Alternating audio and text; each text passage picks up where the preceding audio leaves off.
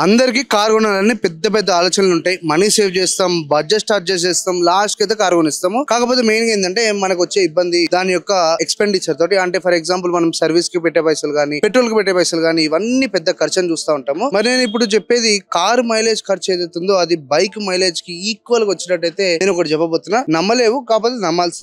ఎందుకంటే మనం ఒకవేళ కానీ ఈవీ కార్ తీసుకుంటేనైతే మనకి పర్ కిలోమీటర్ పడే పైసలు వచ్చేసి 2 రూపీస్. ఒకవేళ మనం టాటా ఈవీ వెహికల్ కానీ వాడుతుంటేనైతే 25% డిస్కౌంట్ అయితే అప్లికబుల్ అవుతుంది. ఎప్పుడైతే మనం స్పెసిఫిక్ గా వోల్ట్రాన్ ఎక్స్ టాటా మోటార్స్ లో ఛార్జింగ్ స్టేషన్స్ కి వెళ్ళి ఛార్జ్ చేస్తాం. ఫర్ ఎగ్జాంపుల్ మనము మన ఫ్యామిలీతో తిరుపతికో అరుణాచలంకో ప్లాన్ చేస్తాం. వెళ్తున్నప్పుడు మనకు బయటకి వచ్చే పెద్ద ఆలోచన ఏంది, ఈవీ కార్ తోటి రేంజ్ వస్తుందా, చార్జెస్ ఉంటాయా లేదా అని. కాకపోతే కరెక్ట్ గా చూస్తేనైతే మనకి ఇండియాలో పబ్లిక్ చార్జెస్ 25,000 ప్లస్ అయితే ఉన్నాయి. అంతేకాదు టాటా వాళ్ళైతే కొత్త ఇనిషియేటివ్ కూడా తీసుకున్నారు. 2027 వరకు across India 500+ mega charging stations అయితే ప్లాన్ చేస్తారు.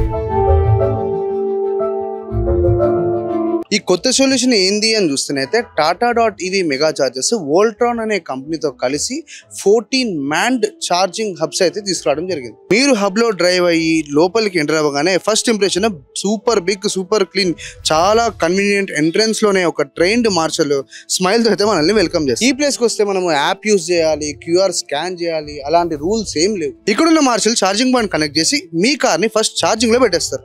అప్పుడు మీరు వెయిట్ చేయాలన్నా ఇక్కడ మనకి మంచి ఏసీ లాంజెస్ అయితే ఉన్నాయి.